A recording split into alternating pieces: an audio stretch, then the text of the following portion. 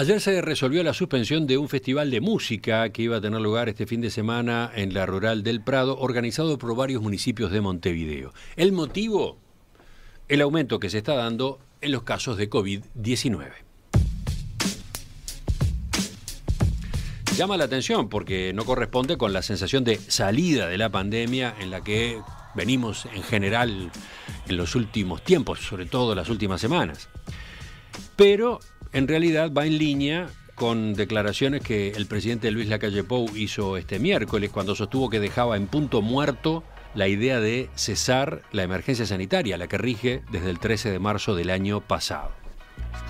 En esta semana, además, el departamento de La Valleja se convirtió en el primero que cae del nivel de riesgo amarillo y vuelve al naranja, al que no estábamos acostumbrados. ¿En qué situación estamos? ¿Qué análisis hacen los infectólogos? Vamos a conversar en los próximos minutos con el doctor Henry Albornoz, infectólogo e intensivista, profesor adjunto de la Cátedra de Enfermedades Infecciosas en la Universidad de la República. Doctor Albornoz, buen día, gracias por acompañarnos. ¿Qué tal? Buenos días, Cotelo. Un saludo para usted y para la audiencia. Romina también tiene sus preguntas. Vamos a ir charlando en los próximos minutos, pero para empezar, la general, digamos, ¿cómo define usted la situación, el momento en el que estamos en la pandemia o en la salida de la pandemia? Bien, creo que hay dos situaciones que capaz que son importantes. Primero, el mundo aún está en pandemia. Eso quizás podamos tener esa sensación de cierto alivio, que particularmente quizás la tenemos en Uruguay, pero el mundo aún está en pandemia. Están ocurriendo en el entorno de los 420.000 casos confirmados por día y están ocurriendo en el entorno de los 5.000 fallecimientos por día atribuibles a COVID-19. Entonces, y de hecho en algunos países del mundo empieza a ocurrir cierto aumento y cambió la tendencia de una tendencia que globalmente era descendente y particularmente en algunos países, esa tendencia cambió y Europa, por ejemplo, está en aumento de casos. Entonces, como primera cosa es eso. Creo que digamos, el mundo no salió de la pandemia. La otra puntualización sería, bueno, ¿cómo estamos en Uruguay? Bueno, en Uruguay, digamos, llevamos unas 12, 13 semanas de estabilización, veníamos con cierta estabilización de las cifras y de los indicadores en general después de haber salido de una ola muy intensa de circulación. Yo diría que a partir entre el 15 y el 20 de julio aproximadamente los indicadores empezaron a mejorar y a partir de ahí hemos transcurrido una etapa de relativa estabilidad. Estabilidad que hay que tener presente que es frágil. ¿Por qué? Bueno, porque primero tenemos algunos elementos locales, ¿no? Tenemos una población bastante bien inmunizada, estamos con más del 75-76% de la población con un buen nivel de inmunidad, uno podría decir. Se empezó a administrar una tercera dosis porque sabemos que esa inmunidad no es indefinida, la inmunidad que brindan las vacunas desciende y entonces digamos, estamos en esa situación respecto a la inmunidad. Pero tenemos el ingreso de la variante Delta, que como sabemos es una variante más transmisible. En este momento es la variable que va sustituyendo a las otras variables en el mundo. Y estos países que han tenido o que empiezan a tener un nuevo aumento de casos, ese aumento está fundamentalmente vinculado a la variante Delta. Y en ese contexto, además, en estos últimos días los casos han aumentado, nunca logramos bajar de la situación de riesgo amarillo, considerando el índice de Harvard, o sea, nunca llegamos a estar en una situación de bajo riesgo, como sería estar en un nivel de índice de riesgo verde, Y ahora tenemos situaciones con algunos departamentos que han subido y globalmente también, digamos, estuvimos en el entorno del 3, 4 casos cada 100.000 habitantes y progresivamente hemos subido y estamos encima de los 5 y algo, 5,5, 5,8 a partir de los datos de ayer. La positividad también ha crecido. Entonces, digamos, esta situación de relativa inestabilidad me parece que es como lo tenemos que ver en este momento. Doctor Albornoz, y ahí en ese sentido, usted decía, bueno, el mundo está en pandemia, todavía no salió de esa situación, ¿no? El ministro Salinas había manifestado la semana pasada, cuando los números eran mejores todavía, que sí, que Uruguay estaba entrando en una endemia, que esta es la etapa que estamos viviendo, decía, ¿no? ¿Usted coincide con eso? Bueno, a ver, es muy difícil a veces etiquetar estos fenómenos cuando uno está en pleno curso de ellos. El concepto de endemia viene de la mano de dos elementos fundamentales, que es la ocurrencia de un evento en forma relativamente baja y además estable, o sea, que no cambie en forma muy importante. Esa era la situación que veníamos teniendo en estas 12 semanas aproximadamente desde julio para acá. Pero como le digo, esa situación tiene sus fragilidades y sus inestabilidades y bueno, y de hecho en estos últimos días eso probablemente empiece a mostrar algún cambio. Habrá que ver en la evolución de los próximos días y las próximas semanas si esto se consolida como una tendencia al cambio o si este cambio vuelve a las cifras anteriores. Esa es un poco la situación. Y usted diría, la pregunta que hemos hecho varias veces, ¿no?, a lo largo de esta pandemia es, ¿la situación actual debe preocuparnos, digamos, o también es propia de la mayor movilidad, casi en niveles normales, digamos, prepandemia, y bueno, y debemos acostumbrarnos a lidiar con esta situación directamente? Sí, lo esperable es que nos vamos a tener que acostumbrar a convivir con esta situación. La posibilidad de erradicación del virus y de que el virus deje de circular en forma a corto plazo no parece una opción muy real.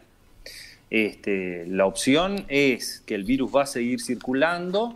Lo que esperamos es que sea con tendencia a la atenuación de estos fenómenos de mayor circulación y a la ocurrencia de olas. Eso es lo que habitualmente pasa con este tipo de fenómenos, y eso se puede ver interrumpido, esa circulación más controlada, por la emergencia de estas variantes que generan un desafío agregado en el curso de estos eventos. De hecho, ustedes han escuchado y está la información de la probable emergencia de un sublinaje de la variante Delta, que algunos la llaman la Delta Plus, que agregó otras mutaciones y que eventualmente le puede generar alguna otra situación que la convierta en una variante más exitosa. O sea que estamos todavía en esta situación de incertidumbre y de cambios, y eso todavía tiene un tiempo para poder definirse, y creo que tenemos circulación viral por algún tiempo todavía. Respecto a las características que están teniendo los nuevos contagios, ¿usted haría alguna especificación? Por ejemplo, se están concentrando, parecen mayoritariamente en niños, en no vacunados, se da situación de brotes muy puntuales. ¿Cuál es el diagnóstico que tiene usted a partir de eso, no? Bueno, la situación es esa, ¿no?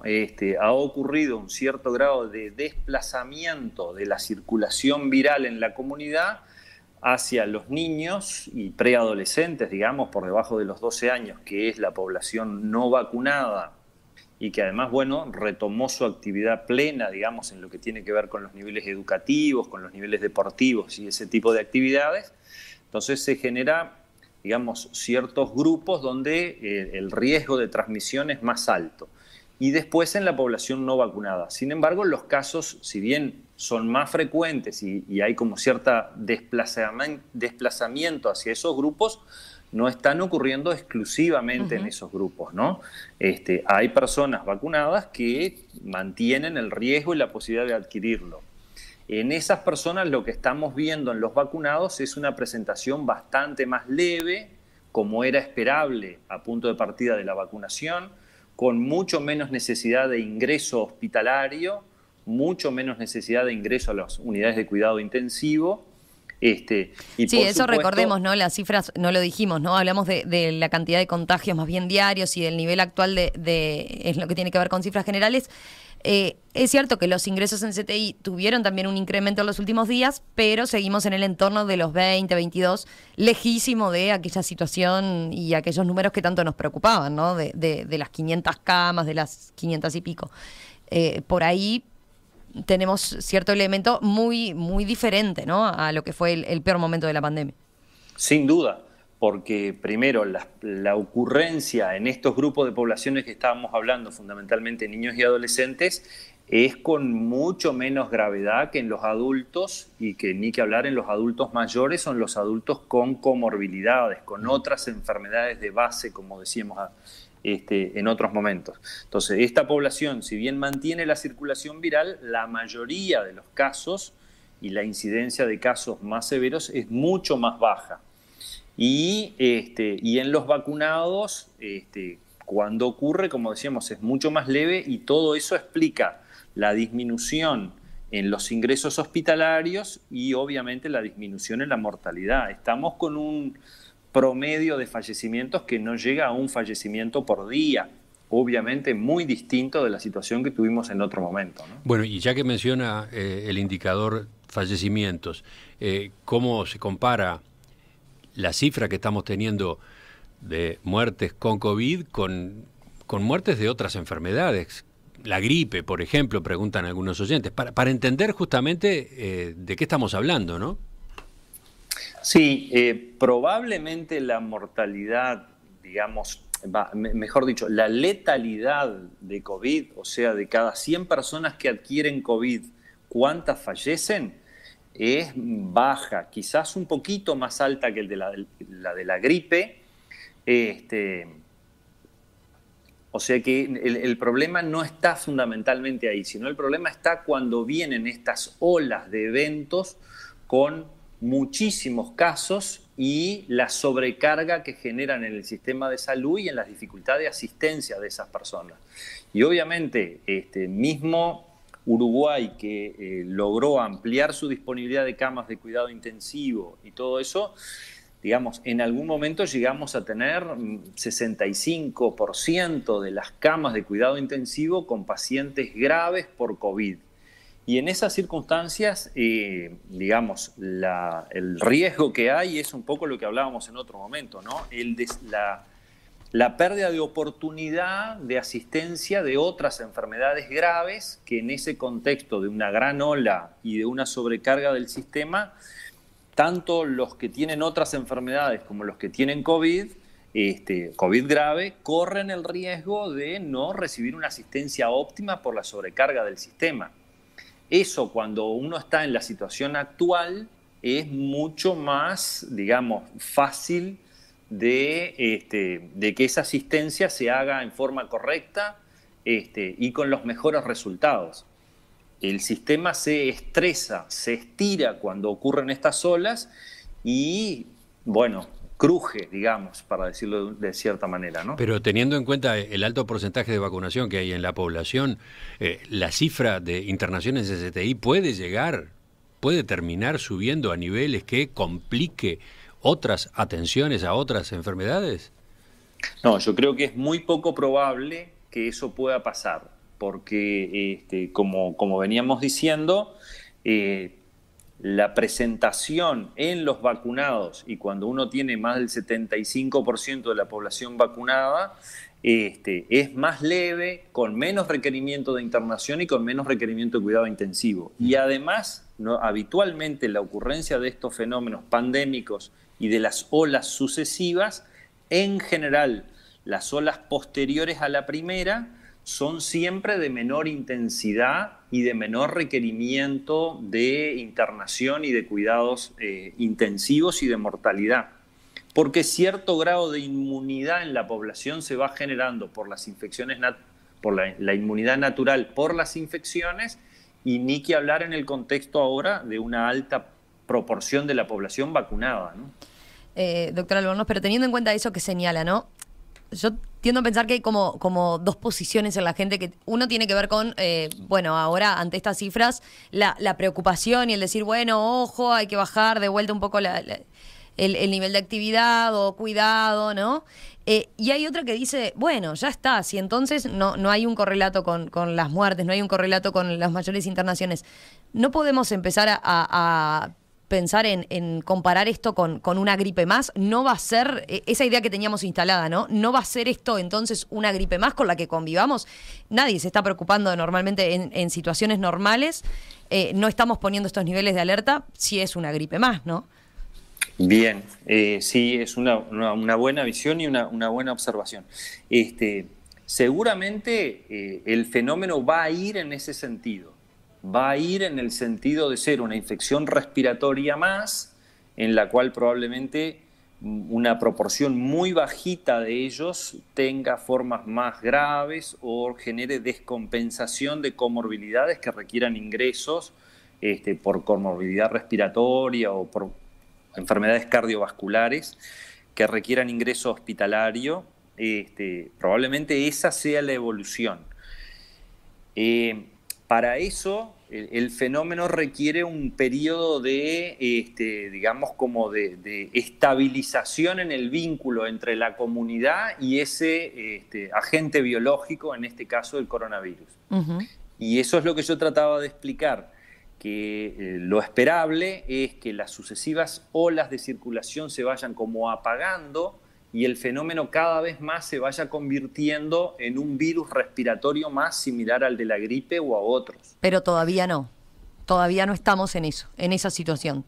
Creo que todavía no estamos en eso porque estamos todavía en una etapa donde el virus tiene periodos de circulación muy intensa en una comunidad. En esos periodos de circulación emergen estas variantes virales que son relativamente distintas al virus original y para la cual la inmunidad que logramos en la comunidad quizás todavía no sea suficiente para controlar efectivamente esa circulación. Pero para redondear e insistir en el punto en el que veníamos ahora y sobre las preguntas que hacía Romina en particular, voy a un mensaje de un oyente, ¿no? ¿Por qué los médicos no dejan de hacer terrorismo? Hoy en día, en Uruguay, el que no se vacunó fue porque no quiso, punto. No pueden hacernos encerrar otra vez a todos cuando obviamente la situación no es la misma que hace un año.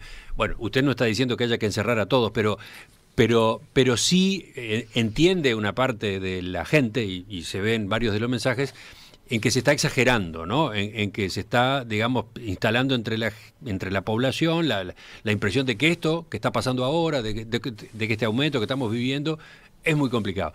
Cuando en realidad estaríamos ya en un momento que hay que empezar a tomarse esto como algo asumido, ¿verdad? Bien, sí.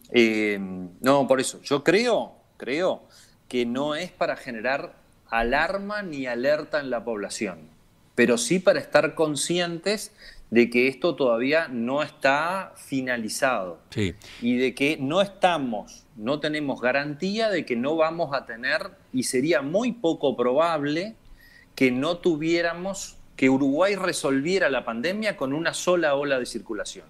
Eso no ha pasado en la mayoría de los países, y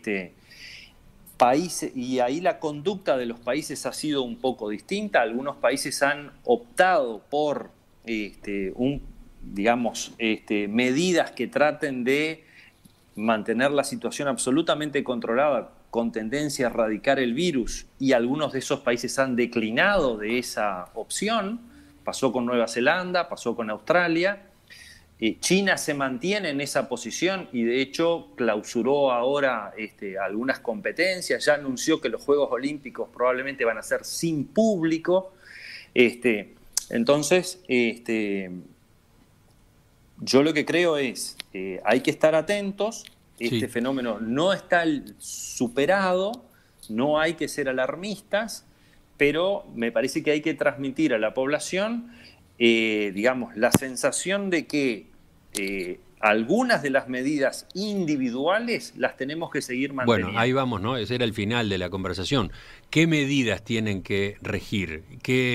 Bueno, tanto en el comportamiento individual como por el lado de lo que desde el Estado, desde el gobierno, se autoriza o no se habilita. Bien, yo creo que, a ver, de hecho usted arrancaba como introducción planteando la suspensión de algunas actividades que estaban previstas para el fin de semana o para alguna otra cosa. Yo creo que, a ver, Uruguay, por ejemplo, ahora va a recibir una llegada muy importante puntualmente en 2 instancias de turistas extranjeros que van a venir para las finales de la Copa Libertadores y de la Copa Sudamericana. Fundamentalmente de Brasil, seguramente. Eso va a generar una situación de mayor circulación de personas que vienen de otro país. Nosotros, me parece que del punto de vista individual tenemos que mantener un conjunto de comportamientos que adquirimos en este año y medio, año y 8, 9 meses que llevamos, de mantener cierto grado de distanciamiento, mantener las medidas de higiene. En los espacios abiertos donde no hay aglomeración de personas, probablemente podamos circular libremente y quizás seguramente sin mascarilla. Pero en los ambientes cerrados o en entornos mal ventilados, donde vamos a estar en contacto con muchas personas o donde va a haber mucho intercambio de material, de dispositivos, intercambio de papel, o vamos a estar en contacto con superficies donde muchas personas estuvieron en contacto, en esas situaciones hay que mantener las medidas de higiene, fundamentalmente la higiene de manos y evitar la cercanía con personas que no forman parte de nuestros contactos habituales. Eso en cuanto al comportamiento individual. Pero, por ejemplo, la apertura de fronteras, que ya ahora mismo ya se completa el 1 de noviembre, ¿cómo la ve? Yo creo que hay que seguir adelante con estas cosas, no tengo duda que hay que seguir adelante. Van a implicar cierto grado de desafío, nos implican quizás algún riesgo de ingreso extra de casos que no sean autóctonos, pero el mundo no puede estar paralizado. Y de hecho creo que es muy bueno que se abran las fronteras y es muy bueno que ocurran eventos sociales y eventos con público. El mundo tiene que seguir, yo en eso estoy completamente de acuerdo. Pero los aforos, por ejemplo, los aforos en los estadios, los aforos en espectáculos, hay que mantenerlos. De vuelta, la pregunta viene porque usted hace un rato citaba situaciones que se están dando en otros países del mundo donde la pandemia regresa o el COVID regresa. Pero, como destacan también algunos oyentes, la actividad es prácticamente normal, ¿no? Se desarrollan los espectáculos, los aforos han ido cayendo, hasta el uso del tapabocas ha ido desapareciendo. Sí, creo que eso va a haber que irlo monitorizando. Puntualmente en Uruguay creo que lo vamos a tener que ir monitorizando. Se aumentaron los aforos para la mayoría de las actividades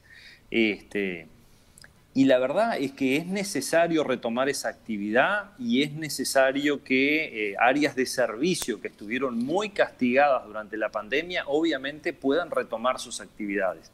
Entonces creo que el mensaje para la población es, creo que tenemos que seguir adelante, hay que retomar esas actividades, en la medida que se pueda flexibilizar los aforos, hay que seguirlo haciendo, pero hay que estar atento porque esta situación puede cambiar y esos cambios pueden requerir revaloración o, digamos, un replanteamiento de esa situación y de la apertura progresiva de alguna de las actividades.